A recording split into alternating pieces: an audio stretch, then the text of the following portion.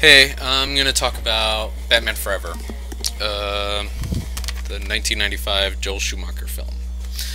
Reason why I brought this up is back in college, I had a friend who ranked this as probably his best Batman movie, closer to the comics than any of the other films were.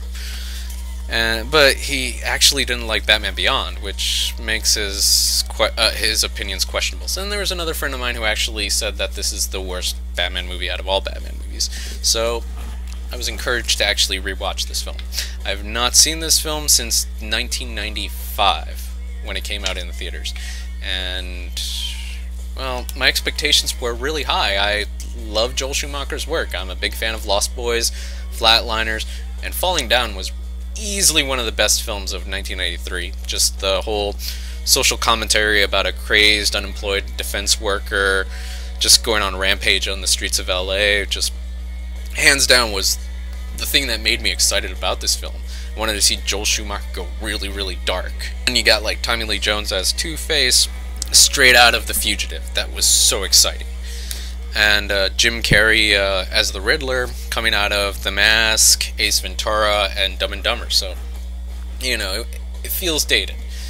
After the film came out, I honestly, you feel hurt emotionally for getting excited about something, and you know that's the problem with this movie. So this is the third film. Tim Burton has been axed out of the movie because of Batman Returns being too dark. Still, the animated series was well into its second year, and this movie is Joel Schumacher's take on it. Let's just get on to the good. You know, the fight scenes are pretty cool. They're throughout the years, I've always wanted to rewatch this film. I always thought maybe I'm too harsh on this film, maybe I'm too mean, because when I'd see like clips on commercials of like the fight scenes, I would be like, well, that looks really cool. They're all short and brief, and they all get interrupted by edits of something else, and they're quite obnoxious. So it's a shame. That's probably the best there is in the movie. Now, let's just get on to the bad. Let's just get on with it. Alright, there's 5 subplots in here, and this is me being very, very focused on this movie, trying to follow it. Basically, we have the Riddler, his origin, and his envy of Bruce Wayne as he wants to take over, destroy Bruce Wayne in any way, shape, and form by creating a mind-controlled box that creates 3D projections so well that hypnotizes people. Then we have Two-Face, who kills Robin's family during the tragic circus event, and he goes on a rampage through the city and teams up with the Riddler. Robin has his family murder, and he has to deal with it and find some sort of channeling his strength into something productive. And finally we got is that 5 or 4? No. Well, we've got Batman, Bruce Wayne trying to analyze his psyche with Dr. Chase Meridian, a psychiatrist, as they delve into his Batman origins and his fears and his insecurities. A half-assed effort. It's sloppy, it's pretty below standards, it's not that good, it's passable, if anything, because the rest of the movie is loud and obnoxious. And the best example is the reporter at the party scene, who's more louder than someone crashing through a window and explosions going all over the place and everyone's screaming. This one reporter has more attention because if you want attention in this movie, you have to be loud. Jim Carrey seems to be at least the right tone the movie should be at. Unfortunately, not everyone is up to par with him. Val Kilmer kind of has the hint that he should be Adam West, kind of tongue-in-cheeky, a bit. But there are times where he seems confused. I really appreciate when people do the Adam West thing, but here he doesn't do it very well, and he does seem uncomfortable with it. Chris O'Donnell is very, very obnoxious. It's ridiculous. He's too old to be Robin.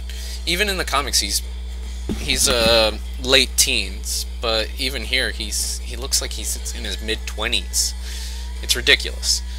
There are lines where they say, "Oh, he has no parents and he hasn't eaten anything," and it works with the channeling in the anger, but he's pretty ridiculous.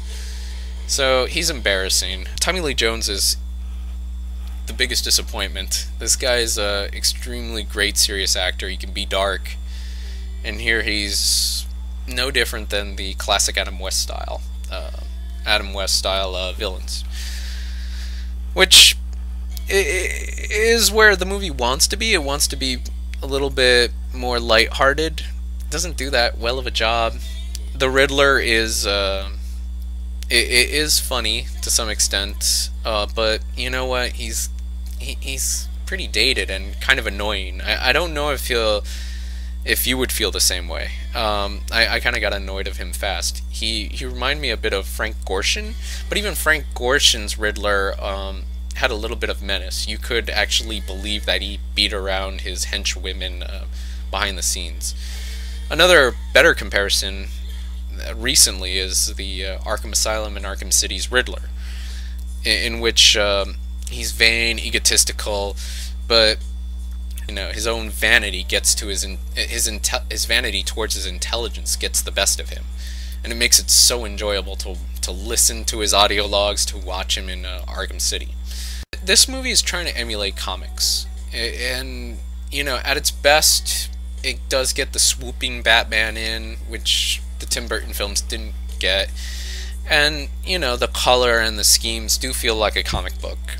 The harsh blacks, hypersexualized look to them, and then that's where it gets embarrassing. A good example is Nicole Kidman. It looks like a team of like 30 or 50 people were involved on making her look fabulous, and it seemed a bit forced. She's pretty good, a little bit, but I feel like Drew Barrymore does a better job. She does it with a smile and a simple walk. She's beautiful, she's gorgeous, and she doesn't force it in too much by adding in lines about S&M and stuff like that and rubber, and it's embarrassing when Nicole Kidman delivers those lines. The men are also on a level that, because they're sexualized also. They have the nipples, which is what fanboys have been arguing for years. You know what? I'm going to say something. I don't care about the nipples. This is supposed to be a comic book, and the idea of the nipples was that they're painted on body. It's like we've had comic books where guys in their tights, you can see the veins running across their arms, and those were popular. People bought t-shirts of that. People had posters of it. People bought toys of it. It's like the nipple is a representation of that. It does seem a little bit degrading having the men pout their lips, show off their butts, and have their nipples being shown. I kind of understand why people are enraged by it. It's embarrassing to be anything else. It's nothing to be enraged about. It's just embarrassing. Now, overall, this is 16 years later. Does the movie hold up? Not very much. By the third act, it's very, very boring, and kind of wanted it to tone down. Third act is really the worst. I mean, Batman chooses no longer to be Batman, and it seems to come out of nowhere.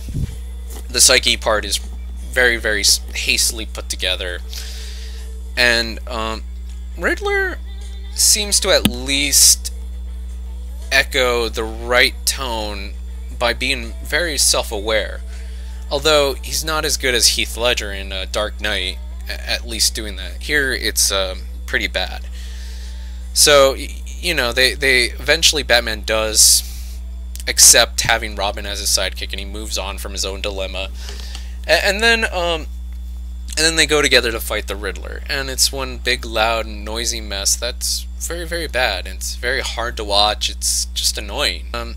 Recently, with the game Arkham City, I've saw a lot of parallels. The too many characters, the abuse of Neon, a bit the sexualized characters, overly sexualized characters, the tongue-in-cheek aspect. Here's the worst part. The animated series was in 2 years. You've had Harley and Ivy, at least with their sexuality, on a Saturday morning cartoon show, and it worked really, really well. And the dark aspect worked really, really well. And Robin worked really, really well. So, this is a case where, even if you're in the belief that movies can live in a bubble, they don't. They don't do it that easily. When they're as poorly produced or poorly handled like this, you start thinking of other things because you're so bored, or annoyed, or embarrassed. Now, going back to Joel Schumacher, you know, a lot of people were way too harsh on him for these films. I'm a big fan of Joel Schumacher, and he's redeemed himself. He's apologized for the mess. He wants to at least make a fun movie. It just seemed a bit extravagant, over the top, and you know, it is pretty bad. But we've had Uwe Boll, we've had Michael Bay, we've had a lot of bad movies in the past 15 years, so I'm able to move on. And Batman has had so many different iterations, I'm able to move on from Bat Nipples. So, you know, it's really bad. It's probably one of the worst Batman movies. But, you know, I still have a soft spot for Joel Schumacher. He made 8mm, Tigerland, and Phone Booth. So I feel he's redeemed himself in a big way. One of the things that I do love, without any irony, I really like Seal's Kiss from a Rose on a Grave. You know what? That's a really good pop song. That song, for like the past 16 years, I've been, you know, had a soft spot for. And it's not till recently I've been like, you know, that's a fucking great song. So, it gave us that song. This album has Nick Cave on it, for crying out loud. PJ Harvey? Flaming Lips? Mass Attack? Mass Attack. In 1995. So glad I got this, actually, now that I think about it. Awesome soundtrack.